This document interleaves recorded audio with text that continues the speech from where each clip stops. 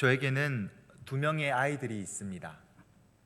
첫째는 5살 여자아이, 우리 지안이와 친구고요. 이 루아라고 합니다. 둘째는 3살 남자아이 이 로이, 저희 교회 최고 꼬맹이입니다. 3살입니다. 루아 로이, 많은 분들이 저희 아이들의 이름의 뜻을 묻곤 합니다. 리을 이응으로 돌아가니까 뭔가 커다란 의미를 부여하지 않았을까라는 마음으로 순 한글인지 아니면 영어인지 그렇게 뜻을 궁금해하곤 합니다.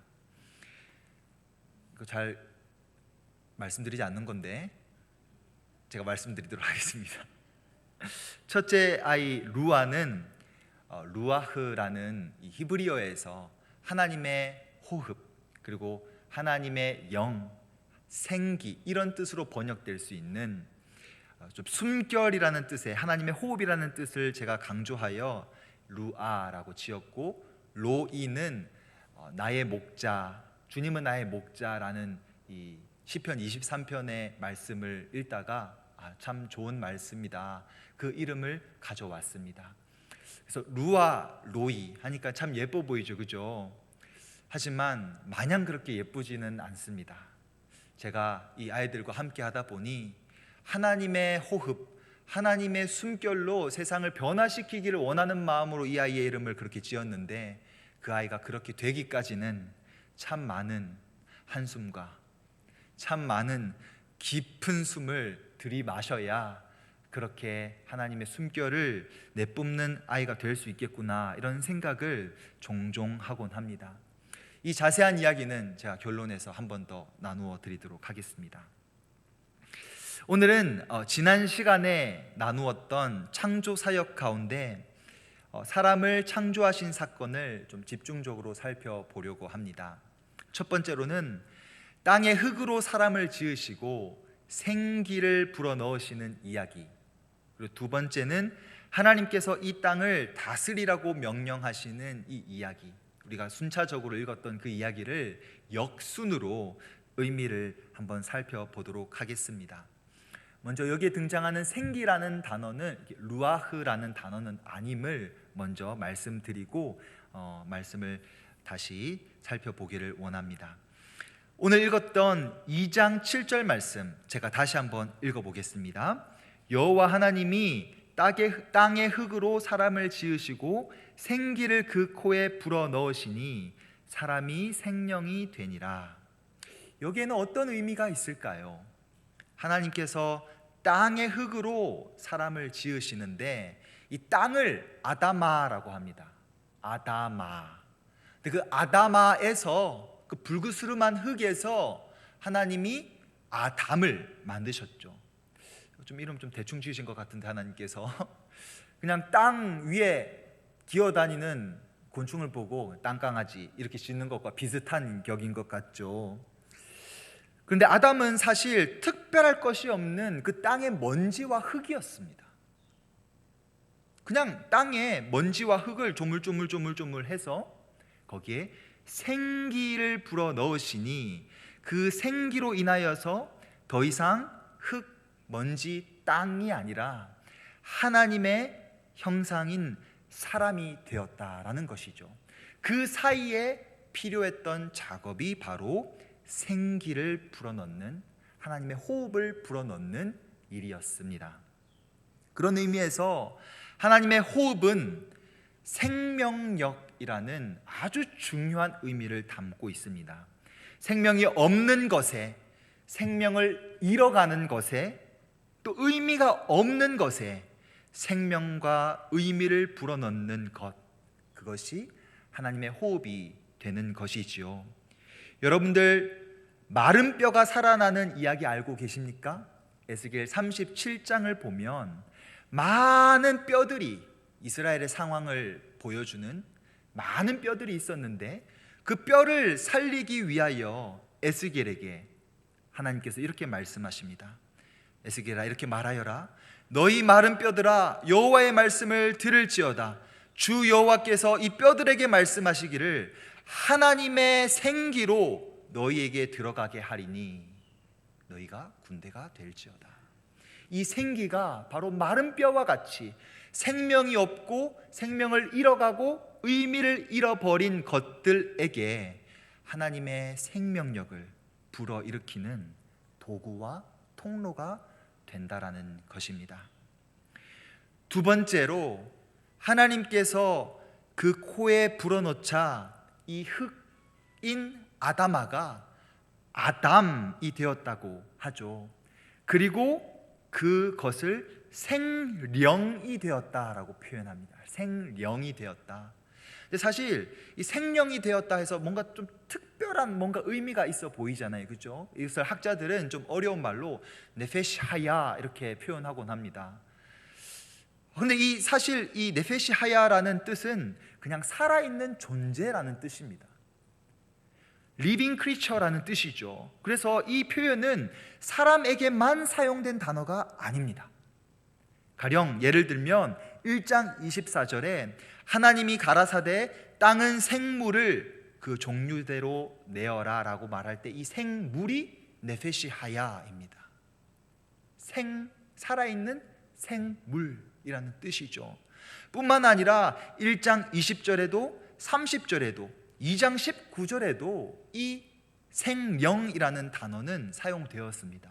근데 이것을 사람을 만드는 기사에만 생령, 말도 어렵네요, 생령이 되었다라고 표현하고 있습니다. 다른 곳은 다 생물이라고 번역을 해두었습니다.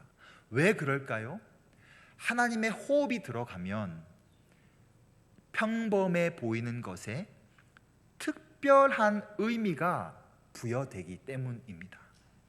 특별한 의미가 부여되기 때문이에요. 그 특별함이 무엇일까 고민하다가 저는 이것이 관심의 거리가 아닐까라는 생각을 해봅니다. 제가 한번 제 호흡을 여러분들에게 호흡 불어볼게요.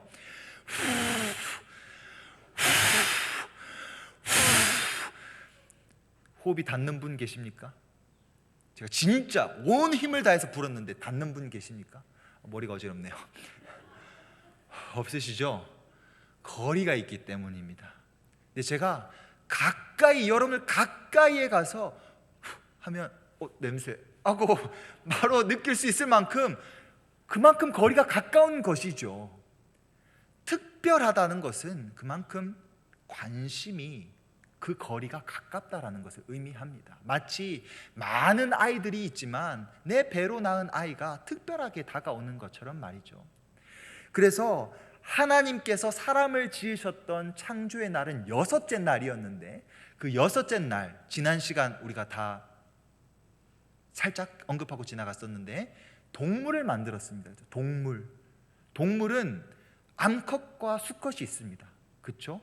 그 동물을 만들었던 날 하나님께서 남자와 여자를 만들었다라고 기록하고 있는데 사실은 그 원래 언어에서는 수컷과 암컷을 만들었다라고 표현하고 있어요. 우리도 동물이니까요, 그렇죠? 그런데 하나님께서는 우리가 동물이 아니라 사람이다, 특별하다, 그 특별함의 의미를 알고 있었던 사람들이 남자와 여자라고 의미를 부여해서 번역해 둔 것입니다. 그래서 하나님께서 호흡을 불어일으켜 생명이 되었다, 사람을 만들었다라는 의미는 그만큼 관심이 있고 그만큼 그 관심의 거리가 가깝고 그만큼 나에게 아담과 하와가 사람이 특별한 존재다라는 것을 의미하는 것입니다. 그래서 2장 7절 8절에서 이 하나님의 호흡으로 생명을 만드신, 사람을 만드신 이 이야기는 하나님께서 생명이 없는 것에, 생명을 잃어가는 것에, 의미가 없는 것에 생명을 불어일으키는 생명력을 의미하는 것이요, 또한 특별함, 관심의 거리를 의미하는 것이다 라고 설명할 수 있겠습니다. 그런데 이 사람을, 특별함과 생명력을 가진 이 사람을 하나님께서 하나님의 형상이라고 부르십니다. 하나님의 형상, 그 하나님의 형상이 세상을 다스린다라는 것은 어떤 의미가 있는 것일까요? 이 당시 모세와 함께 이집트를 탈출하여 약속의 땅 가나안으로 나아가고 있는 이스라엘 사람들이 살고 있던 그 시대는 신의 형상이 참 많이 있었습니다. 그래서 형상이다, 형상으로 지음받았다라고 할 때 이스라엘 사람들은 대번 이것이 무슨 의미인지 알고 있었어요. 근데 우리는 그 시대와 다른 시대를 살고 있었기 때문에 조금의 의미를 제가 설명해 드리도록 하겠습니다. 당시 형상이라는 것은 다양한 신들의 현존을 의미하는 것이 아니었습니다. 그러니 금송아지를 만들었다고 해서 이 금송아지가 하나님이었던 것은 아니에요. 다만 그 신의 형상을 통하여서 신의 말과 신의 인도하심이 그 형상을 통하여서 창구가 되어서 역사한다라고 믿었습니다. 그러니 금송아지를 만들고 이것이 툭 하나님이 나타났다라고 아론이 말한 것이 아니라 이렇게 조물조물 만들어서 형상을 만든 이 금송아지를 통하여서 하나님께서 우리를 인도하실 것이고 하나님께서 우리와 함께 하신다라는 것으로 이 금송아지의 형상을 사용했던 것이지요. 그러니 이 형상은 하나일 수도 있고 두 개일 수도 있고 많게는 수십 개, 수백 개가 될 수도 있었던 것입니다. 많은 동네, 많은 지역 그리고 가정에 그 형상을 놔둠으로써 똑같은 신의 형상이지만 그 형상을 통하여 신이 역사하고 신이 계시하고 신이 말씀하며 신이 지켜준다라고 믿었던 것이지요. 신의 대리인이었습니다. 그러니 하나님의 형상으로 만들었다라는 것은 하나님의 일하심을 대신해서 우리가 하여야 한다라는 것을 의미하는 것이지요. 그래서 하나님께서 사람을 만드신 이후에, 아담을 만드신 이후에 그 아담을 통하여서 하셨던 일이 무엇이었습니까? 우리 한번 창세기 2장 19절을 찾아서 함께 읽어보도록 하겠습니다. 창세기 2장 19절입니다. 한번 같이 읽어볼까요? 시작. 여호와 하나님이 흙으로 각종 들짐승과 공중의 각종 새를 지으시고 아담이 무엇이라 부르나 보시려고 그것들을 그에게로 이끌어 가시니 아담이 각 생물을 부르는 것이 곧 그 이름이 되었더라. 아멘. 여러분들 중에 혹 누군가는 사람만을 흙으로 창조하였다라는 생각을 가지신 분이 계실 텐데 아닙니다. 사람에게는 하나님의 호흡이 들어와서 생명이 된 것이고요, 하나님께서 다른 많은 것들도 흙으로 창조하시고 흙으로 지으셨습니다. 창조하셨습니다. 근데 거기에 무엇이 결여되어 있습니까? 하나님의 호흡이 없지요. 그래서 하나님의 형상으로 창조된 이 아담이 하나님의 흙으로 창조된 많은 생물들을 앞에 놓고 그 생물을 찬찬히 보는 것입니다. 찬찬히 보고 그 생물들에게 이름을 부여합니다. 이름을 붙여줍니다. 사랑하는 성도님들께서는 많은 식물들을 잘 아실 것 같아요. 저도 이렇게 오늘 오는 길에 이런저런 식물들을 보면서 저희 어머니가 계셨다면 저거는 무엇이고 저거는 무엇이고 다 말씀해 주셨을 것 같은데 제 눈에는 다 똑같은 그냥 식물인 거예요. 근데 누구는 저것을 보고 개나리라고, 누구는 저것을 보고 진달래라고, 누구는 저것을 보고 철쭉이라고. 저는 지금 또 진달래와 철쭉을 보면서 그 다 먹으면 달달한 거 나오는 거 아닙니까? 라고 생각을 하는데 그게 아니라 하더라고요. 근데 그 이름을 부른다라는 것은 그 이름을 부르기까지 오랜 심사숙고 끝에 마음을 들여서 관심을 들여서 이름을 부른다라는 것이죠. 이름을 짓는다라는 것이지요. 그래서 제가 좋아하는 시인 중에 김춘수라는 시인이 있는데 그 시인이 꽃이라는 시를 지었습니다. 그 시를 제가 한번 읽어드릴게요. 내가 그의 이름을 불러주기 전에는 그는 다만 하나의 몸짓에 지나지 않았다. 내가 그의 이름을 불러주었을 때 그는 나에게로 와서 꽃이 되었다. 참 따뜻하지 않습니까? 멋진 시인 같아요, 그죠? 수많은 존재가 있었는데 거기요, 이리 와보쇼 하는 거랑 이름을 부르면서 부르는 것과 그 의미는 다르죠. 저를 부를 때도 이 목사님 하고 부르는 것과 이동영 목사님하고 부르는 것의 어감에 또 차이가 있습니다. 그렇죠? 그 이름을 부른다라는 것은 정말 그 사람과의 관심의 거리와 그 사람을 향한 나의 마음, 나의 이해도가 반영되어 있다라는 것이죠. 그래서 아담이 그 많은 생물들에게 이름을 부여한다라는 것은 하나님의 형상으로, 하나님의 대리인으로 하나님의 마음을 들여서 한 존재의 이름을 하나님의 마음으로, 하나님의 시선으로, 하나님의 고민으로 이름을 부여하였을 것이다 라는 것입니다. 조금 쉽게 설명해 드리려면 기린은 정말 기린같이 생기지 않았습니까? 물론 아담이 그렇게 짓지는 않았을 거예요. 코뿔소는 진짜 코뿔소같이 생기지 않았어요? 그렇죠? 강아지는 진짜 강아지처럼 생겼죠, 그렇죠? 고양이는 고양이처럼 생겼지 않습니까? 그렇게 다 이름을 부여하는 거예요.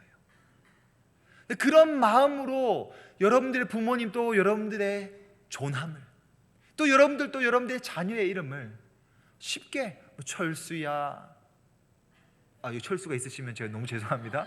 그냥 아무렇게나 부르지 않았을 거란 말이에요. 그냥 지나가는 아무 이름을 가지고 하지 않고 한자 요편을 찾아보면서 한자를 어떻게 이름을 지어줄까? 저의 이름의 뜻 궁금하지 않으십니까? 말해주지 않을 겁니다. 언젠가 다음 기회에. 맞습니다. 그래서 하나님께서 아담을 불러서 아담 앞에 이렇게 하나님이 친히 그 생물들을 이끌어 오셔서 어떻게 이름을 지었는지 한번 보자라고 보시니 하나님의 대리인으로, 하나님의 형상으로 잘 하는 거예요. 그것을 성경은 다스린다라고 표현하는 것입니다. 막 무차별적으로 막 개간하고 개발하고 이런 게 다스린다라는 것이 아니고, 하나님의 형상으로 이 세상에 존재하는 많은 생물들, 세상에 존재하는 많은 것들을 하나님의 대리인으로, 하나님의 형상으로 하나하나 관심을 가지고 이름을 부여하듯 보듬고 돌보고 따스한 손으로 만져주며 이름을 불러주는 그 일이 바로 에덴 동산에서 아담이, 사람이 하였던 하나님의 창조 사역입니다. 그런 의미에서 창조라는 의미는 하나님이 하신 유일한 사역, 하나님에게만 부여할 수 있는 사역인 것 같아 보이지만 또 동시에 창조적인 사역으로 하나님의 형상인 저와 여러분들이 이 세상을 다스려가는 일에 요구되어지는 중요한 일이라고 믿습니다. 플라스틱을 어떻게 하면 이 재활용을, 이 자원을 아끼면서 하는 그 창조적으로 생각하면서 바꿀까? 그 일도 하나님의 형상으로 다스리는 사람의 일이 될 수 있는 것이죠. 그런 의미에서 이 이야기는 고대 수천 년 전에 일어났던 그 옛날의 그 일로 치부할 작은 일이 아닙니다. 하나님께서는 지금도 저와 여러분들에게 하나님의 생명을 부여한, 하나님의 관심의 거리를 가깝게 하여 특별한 의미를 부여한 그 세상의 질서를 지키며 다스리기를 원하시는 그 일에 저와 여러분들을 사용하기를 원하신다라는 것 잊지 않기를 원합니다.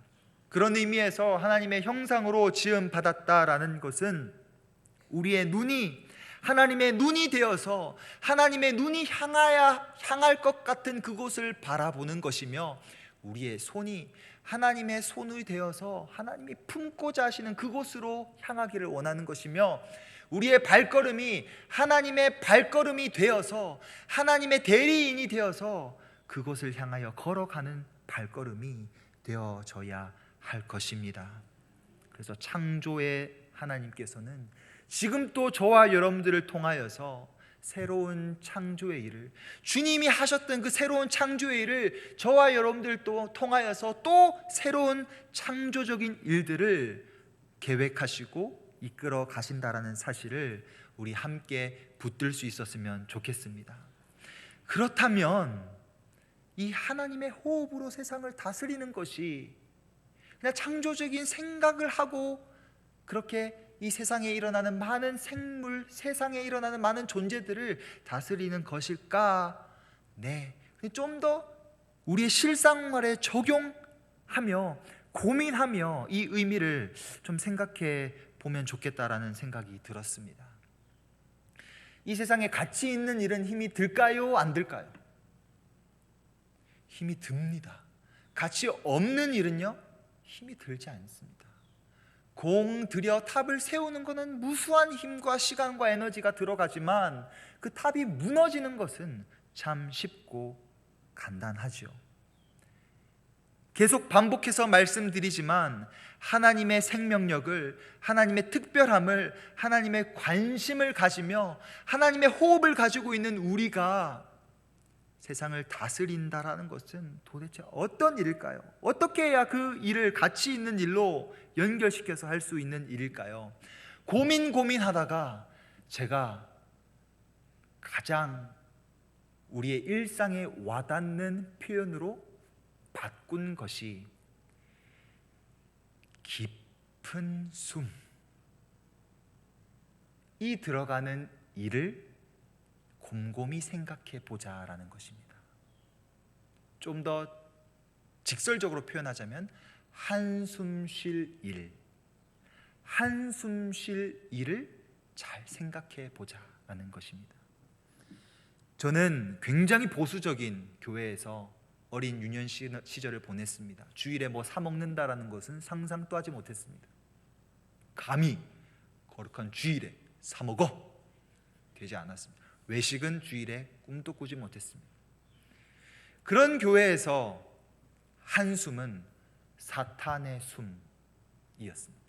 한숨 쉬면 사탄 들어온다, 사탄 들어온다, 이런 교회에서 어린 시절을 보냈습니다. 한숨 쉰다라는 건 도대체 뭘까요?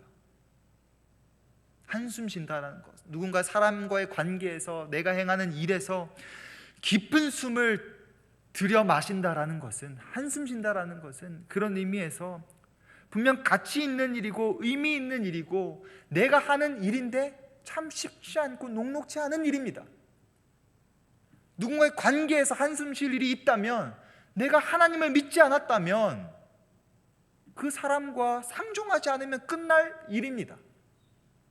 나를 힘들게 하는 사람, 욕하면, 저주하면 끝입니다. 내가 하나님의 사람이기 때문에 그 사람의 관계에서 계속 한숨을 쉬게 되고 계속 깊은 숨을 들이마시게 된다면 그 일은 하나님께서 어쩌면 저와 여러분들을 통하여서 하나님의 호흡으로 생명력을, 특별함을 부여하여 그 일을 잘 다스리라는 일이 될 수 있지 않을까라는 고민을 해보게 됩니다. 직장에서도, 교회에서 한숨 쉴 일이 많이 있다면 사탄이 들어온 게 아니고요, 한다면 어쩌면 그 일을 하나님께서 저와 여러분들에게 하나님의 호흡으로 잘 다스리라고 맡겨주신 일일 수 있다라는 것이지요. 아멘이 나오지 않을 줄 알았습니다. 저에게 있어서 하나님의 숨결이라고 이름 지은 그 아이 루아를 키우는 일이 바로 그 일이었습니다. 저는 에버랜드를 싫어합니다. 용인 에버랜드. 용인 에버랜드에 루아와 깊은 한숨을 쉬며 싸웠던 안 좋은 추억들이 여럿 있기 때문입니다. 저는 루아와 회전목마를 한번 타보고 싶었는데 회전목마 타지 않겠다고 그 회전목마 앞에 들어누워서 제 마음을 힘들게 했던 적도 있고, 에버랜드 개장하자마자 저녁 폭죽놀이를 보려고 갔는데 거기서 떼를 쓰다가 팔이 빠져버렸고 한숨 쉴 일이 참 많았습니다. 한숨이 한숨으로 끝나면 좌절이죠. 한숨을 쉴 때마다 생각하는 겁니다. 이건 하나님의 호흡으로 이 아이에게 생명력을, 특별함을 부여하는 일로, 잘 다스리라는 일로 하나님 나를 이 아이의 옆에 맡겨주셨구나를 생각하면 내 한숨이 변하여 노래가 될 수 있는 것이죠. 그런 의미에서 제가 참 좋아했었던 찬양이 있습니다. 허무한 시절 지날 때, 깊은 한숨 내쉴 때, 그런 풍경 보시며 탄식하는 분 있네. 후렴입니다. 성령이 오셨네, 성령이 오셨네. 이분이 목사님인지는 잘 모르겠지만 성령이 오셔서 깊은 한숨 내쉬는 그 상황을 어떻게 다스리려고 고민하다가 이 가사를 지으신 것 같아요. 그때 생각하는 겁니다. 내 안에 내주하시는 성령의 힘을 의지하여 하나님이 나에게 하나님의 호흡을 부여하신 의미를 되뇌이며 깊은 한숨을 내쉴 때, 하나님 지금 이 일을 저에게 맡기신 이유가 무엇일까요? 많고 많은 일을, 하나님 누구나 다 할 수 있는 일을 왜 지금 저에게 이 일을 맡겨주셨습니까? 왜 저로 인하여 이렇게 한숨 쉬게 하시고 눈물 흘리게 하시고 탄식하게 하시며 제 마음을 후벼 파듯 아픈 일들을 만들어 가십니까?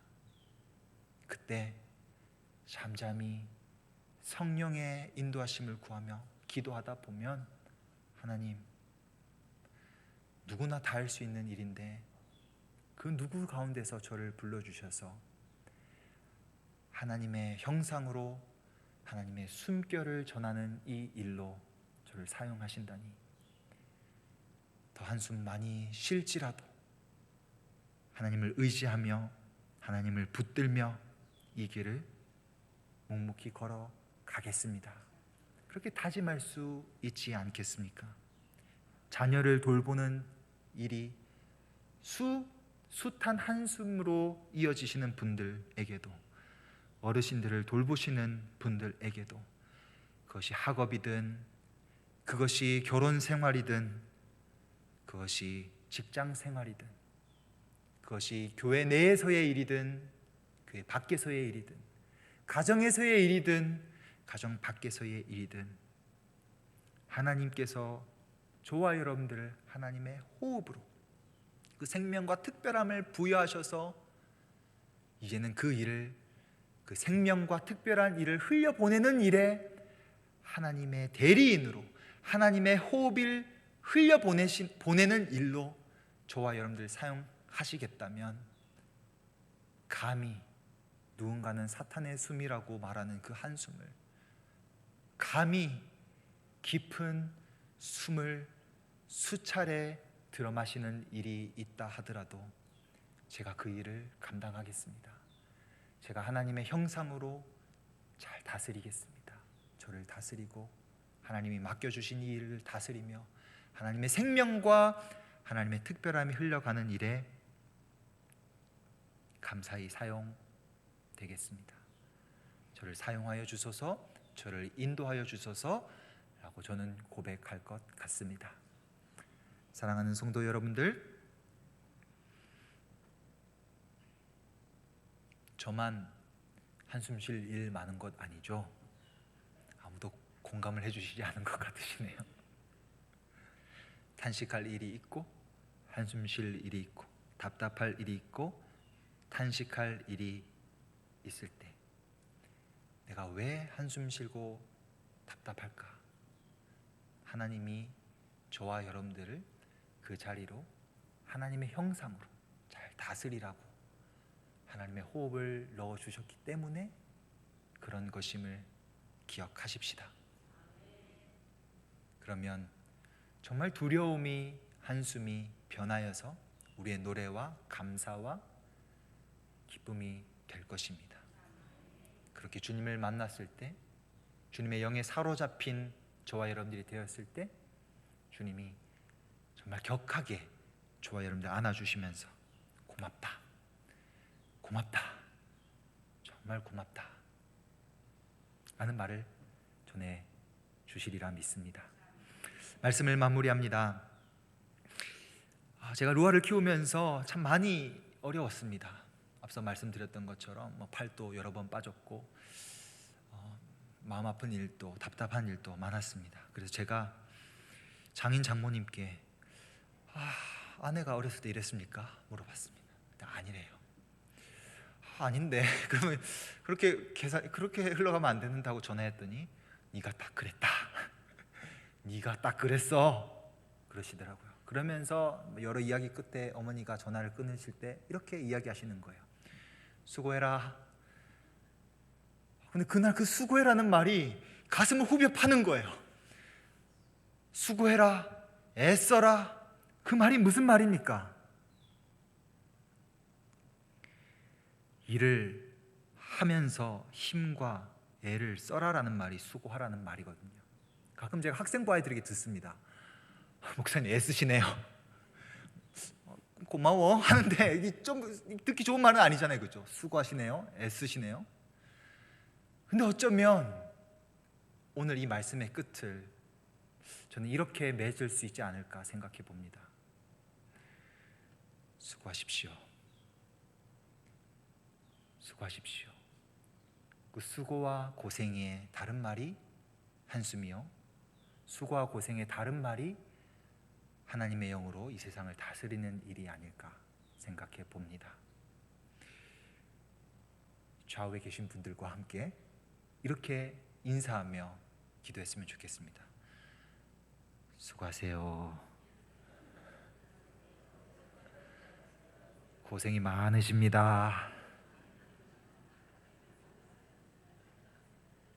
정말 고생이 많으시고, 물론 이 손 아래 사람이 제가 할 말은 아니지만 주님께서 수고가 많다, 고생해라, 그게 정말 고생 많이 해라 라는 말이 아닌 거 아시죠? 그죠? 그 수고와 고생으로 하나님의 일을 아름답게 세워나갈 수 있는 저와 여러분들, 하나님의 나라를, 그 귀한 동산을 가꾸어 나가는 일에 저희들의 삶을 드리고 아낌없이 사용받기를 간절히 소망합니다. 함께 찬송가